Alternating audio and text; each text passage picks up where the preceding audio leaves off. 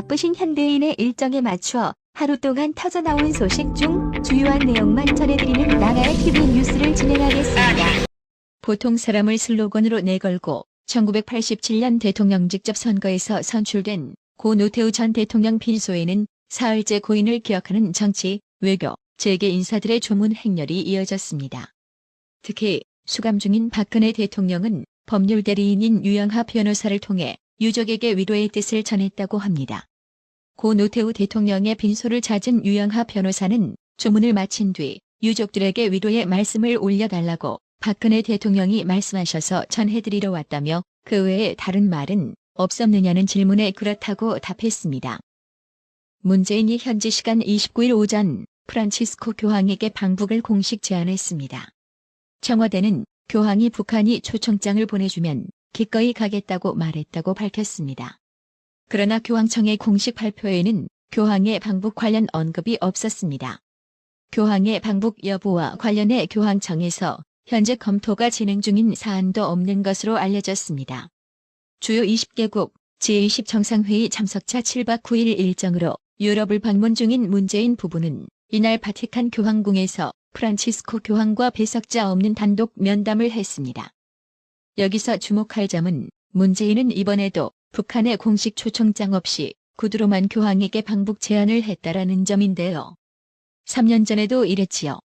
당시에도 교황청은 공식 초청장을 보내면 검토해보겠다는 입장이었습니다. 한마디로 제탄격 방북 제안인데요. 아흔을 바라보는 교황이 코로나 시국에 은둔해 북한을 방문할리 만무하다는 게 전문가들의 시각입니다. 근데 말입니다. 국가적 차원에서 교황을 방문하고서는 왜 배석자 없이 교황을 만났는지 그 이유가 매우 궁금합니다. 다른 사람이 알면 무슨 곤란한 일이라도 있나 봐요. 주요 20개국 제20 정상회의가 열리는 이탈리아 로마에서 문재인이 현지 시간 30일 조 바이든 미국 대통령과 짧은 만남을 가졌습니다. 두 정상은 제20 정상회의가 열린 로마 누볼라 컨벤션 센터에서 단체 기념사진 촬영을 앞두고 만나 선체로 2~3분간 대화를 나눴습니다. 근데 말입니다. 두 정상의 만남에 대해 청와대가 회동이라고 발표하면서 약간의 논란이 일었습니다. 통역시간까지 포함해 2~3분 만남을 회동이라고 이름 붙일 수 있겠느냐는 것이 반론의 요지였습니다. 이에 대해 청와대 핵심 관계자는 이번 만남을 회동이라고 표현한 것은 공식 회담과는 다르다는 것을 설명하기 위한 것이라며 회동이든 조우든 대화든 공식적인 회담이 아니라는 의미에서는 다 같은 뜻이라고 다소 황당한 말을 했는데요.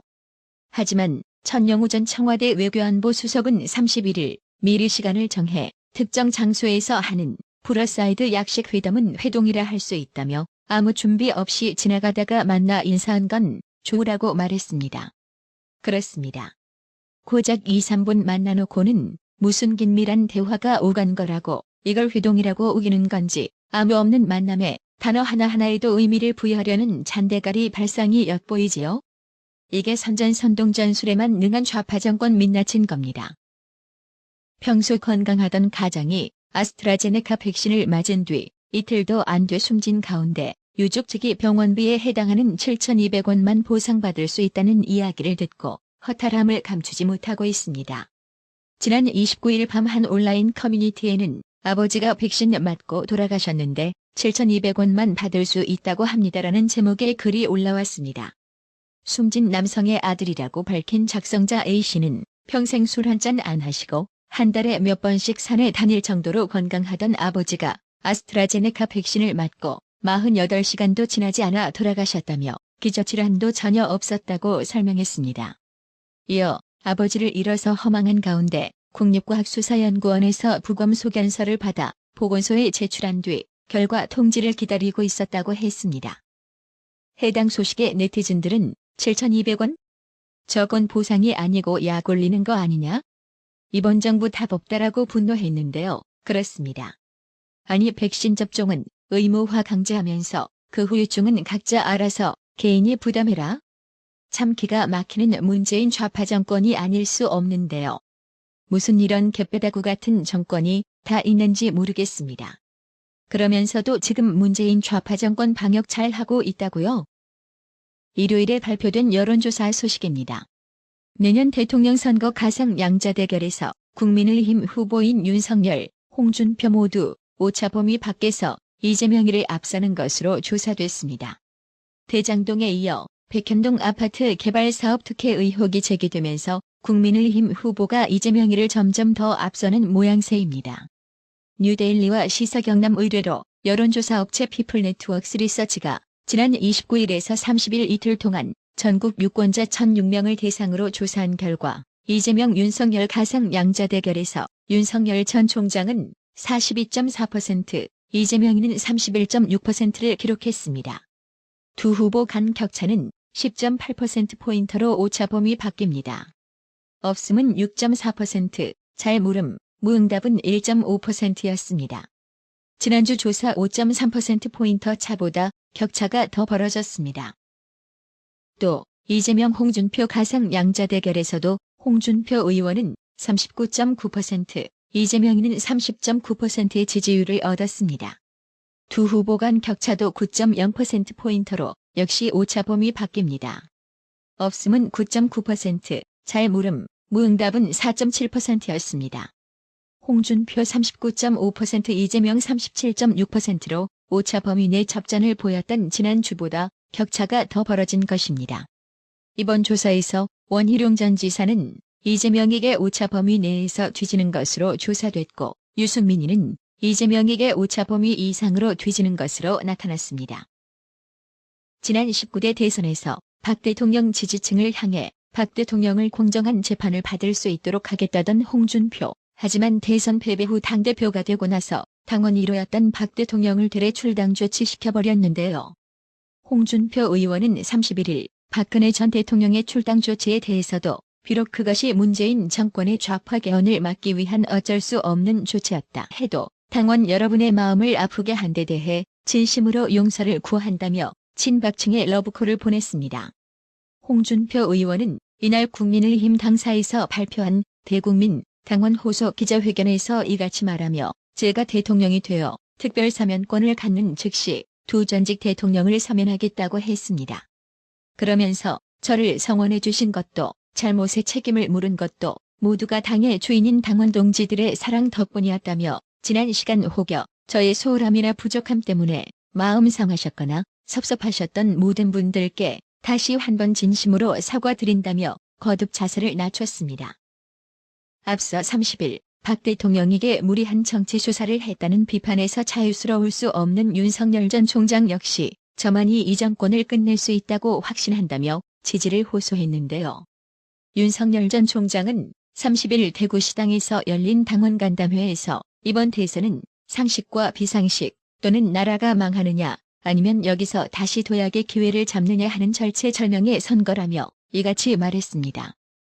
윤석열 전 총장은 정치 참여를 선언하고 정치를 시작한 지 어제로 넉 달이 됐다면서 정말 쉬운 일은 아니었지만 TK 정치인과 당원 여러분들이 물불 안 가리고 지지해주고 격려해줘 앞을 향해 뚜벅뚜벅 갈 수 있었다며 대구 경북 TK 지지에 고마움을 표시했습니다. 그러면서 지금 대장동 개발 의혹에 국민들이 관심이 많은데 이건 빙산의 일각이라며 뿌리 깊은 부정부패를 만들어낸 이 정권과 이 나라의 정치 체제를 근본적으로 변화시키고 개혁해야 한다고 목소리를 높였습니다. 윤석열 전 총장은 이 경선을 마무리하고 민주당의 후보와 화끈한 넉 달의 레이스를 여러분과 함께 펼쳐갈 수 있도록 도와달라며 TK 지역의 몰표를 호소했습니다. 국내 주요 탈북민 단체들이 국민의힘 대선 예비후보 홍준표 의원을 지지한다고 밝혔습니다. 북한 정권을 주적이라고 말하며 자유민주주의와 시장경제 체제를 지키고 국가안보를 되살릴 사람은 홍준표 의원밖에 없다는 것이 탈북민들의 주장이었습니다. 북한 인권탈북단체 연합, 탈북민 정착을 위한 전국연합회, 자유북한운동연합, 자유북한방송 등은 29일 오후 2시 서울 여의도 소재 B&B 등당에서 홍준표 국민의힘 대선 예비후보 지지 기자회견을 열었습니다. 박근혜 대통령 지지 모임인 박사모 회장단은 31일 우리는 무너진 법과 원칙을 바로 세울 수 있는 후보는 윤석열 후보뿐이라 생각한다며 윤석열 전 총장 지지를 선언했습니다.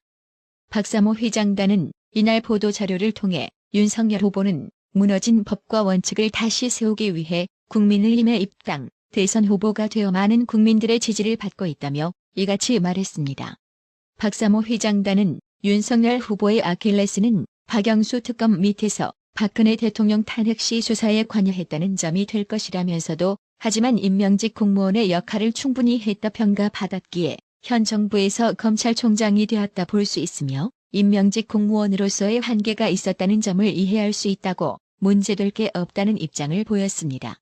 박사모 회장단은 홍준표 의원이 박근혜 대통령 출당을 공개 사과한 데 대해선 홍준표 후보는 불법 탄핵을 당해 억울하게 옥살이를 하고 있는 박 대통령을 강제 출당시킨 2번의 상처를 준 탄핵 세력보다 더 나쁜 사람이라고 맹비난했습니다. 유승민 후보에 대해서도 유승민이는 박 대통령의 불법 탄핵의 주범이라 국민의힘 후보 자격이 없다고 질타했습니다. 이제부터 새치 혓바닥만 요란한 이재명 관련 소식입니다. 이재명이가 30일 여권 대통합을 하자. 그리고 거기에 걸림돌이 될 수 있으니 대사면을 하자며 여권 인사 대사면 방침을 밝혔습니다. 이재명이는 이날 연합뉴스와의 인터뷰에서 중요한 분기점인 내년 대선에서 박빙의 승부가 예상되기 때문에 개혁 진영이 최대한 힘을 모아야 한다며 이같이 말했습니다. 반면에 박근혜 이명박 대통령 사면에 대해선 본인들이 잘못했다고 하지 않는 상황에서 논의할 필요도 없다고 일축했습니다. 특히 이명박 전 대통령에 대해선 지금이라도 소급입법으로 공소시효를 폐지해서 지금이라도 추가 처벌을 해야 한다고 추가 처벌을 주장했습니다. 철저히 진영 논리로 대선을 치르겠다는 속내를 분명히 드러낸 셈입니다. 지금 보시는 영상은 이재명이가 시연 로봇을 굴려서 넘어뜨리는 온라인에서 화제가 되고 있는 장면인데요. 이를 지켜본 네티즌들은 과격하게 다뤘다는 반응이 나오고 있습니다. 화제의 장면은 28일 경기도 고양시 킨텍스에서 열린 2021 로봇월드 행사에서 나왔습니다. 이재명이는 행사에서 자유롭게 좌우로 움직이고 공중제비를 하는 한 사족 보행 로봇을 지켜봤습니다. 이 로봇은 재난 현장에 사용될 목적으로 개발됐습니다. 현장 관계자는 이재명에게 이 로봇은 밀려도 잘 넘어지지 않는다는 취지로 설명했습니다. 그 말이 끝나기 무섭게 이재명이가 갑자기 로봇을 손으로 한 차례 밀쳤습니다. 사전에 이재명이가 양해를 구하는 장면도 권유를 받는 장면도 영상에는 나타나지 않습니다. 로봇은 2발 밀렸지만 넘어지지 않고 버텼습니다. 그러자 이재명이는 잘 버티는데요 라고 말하더니 로봇의 아랫부분을 두 손으로 잡고는 그대로 뒤집어서 굴렸습니다. 로봇이 바닥에 부딪히는 소리가 와당탕 들릴 정도였고 이재명 곁에 있던 여성이 깜짝 놀라는 모습도 보였습니다. 진짜 전나게 얼척없는 상황인데요. 아니, 자기 물건도 아니면서 남의 물건을 이따구로 취급하는 이재명이가 초등학교 때 선생님에게 왜 귀싸대기를 27방이나 쳐맞았는지 고개가 끄덕여지는 장면이 아닐 수 없겠습니다. 김진태 전 의원이 이재명을 향해 가면을 찢어버리겠다고 선전포고를 했습니다. 국민의힘이 이재명 비리 국민검증특위를 공식 출범하고 첫 회의를 열었습니다. 특위 위원장으로 임명된 김진태 전 의원은 이재명이를 건국 이래 최악의 저질 여당 후보라 지칭하며 가면을 찢어버리겠다고 선언했습니다. 국민의힘 이재명 비리 국민검증특위는 29일 국회에서 첫 회의를 개최했습니다. 특위는 현역 의원 12명과 원외 인사 11명 등 총 23명으로 구성됐으며 앞으로 주 2회 회의 및 현장 활동을 통해 대장동, 백현동 특혜 의혹, 황무성 전 사장 강제 퇴진 의혹, 변호사비 대납 의혹, 정신병원 강제 입원 의혹, 지역 조폭과의 연루 의혹 등을 규명할 계획입니다. 김진태 전 의원은 이날 회의에서 지금 한창 우리 당 경선 중인데 누가 제1야당 후보가 되느냐보다 더 중요한 것은 건국 이래 최악의 저질 여당 후보를 인정해야 할 것인지의 문제라며 그 가면을 찢어야 한다고 단언했습니다. 이어 인수인계 받은 자료에 조폭 유착, 정신병원 감금, 변호사비 대납, 불법 후원금 모금 의혹 등 사람으로서 저지를 수 있는 모든 유형의 비리가 다 들어있다며 가면을 찢지 않으면 국민들이 5년을 고통 속에서 보내야 하고 대한민국이 존속할 수 있을지 아무도 장담할 수 없다고 우려했습니다. 그러면서 옛날 김정은 가면과 조국의 가족관계 증명서를 찢어봤다. 찝는 것은 내 전공이라며 결국 이재명에게는 청와대가 아니라 감옥이 가까울 것이라고 경고했습니다. 특위는 내달 2일 대장동에 이어 새로운 비리 의혹의 중심으로 부상하고 있는 백현동 현장을 방문해 이재명이와 관련한 국민적 의혹들을 조명한다는 방침입니다. 김진태 전 의원은 회의 직후 기자들과 만난 자리에서 이날 이재명이 대장동 연계 현장 방문에 대해 참으로 뻔뻔스럽다며 이렇게 문제 일으키고도 가서 무슨 궤변과 자화자찬을 늘어놓을 것인지 참으로 뻔뻔하다고 혀를 찼습니다. 그러면서 이재명 후보로 하여금 조국 전 법무부 장관이 낙마했던 그 길을 가게 하겠다며 조국 전 장관의 가족관계 증명서를 찢어버렸듯이 찝는 게 내 전공이니까 가면을 찢어버리겠다고 자신했습니다. 나라의 TV는 구독료 후원으로만 운영 유지되고 있으니 구독자님들의 따뜻한 정성이 필요합니다. 항상 뉴스 전달 방식에 노력하는 나라의 TV가 되겠습니다. 구독 그리고 알람 설정, 뉴스 영상 내용이 좋았다면 좋아요를 클릭해주세요.